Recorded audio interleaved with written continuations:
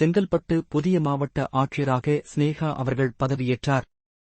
செங்கல்பட்டு மாவட்ட ஆட்சியர் அருண்ராஜ் அவர்கள் பெரம்பலூர் மாவட்டத்திற்கு மாற்றம் செய்யப்பட்ட நிலையில் செங்கல்பட்டு மாவட்டத்தின் 4வது மாவட்ட ஆட்சியராக ஸ்னேகா அவர்கள் பதவி ஏற்றுக்கொண்டார்.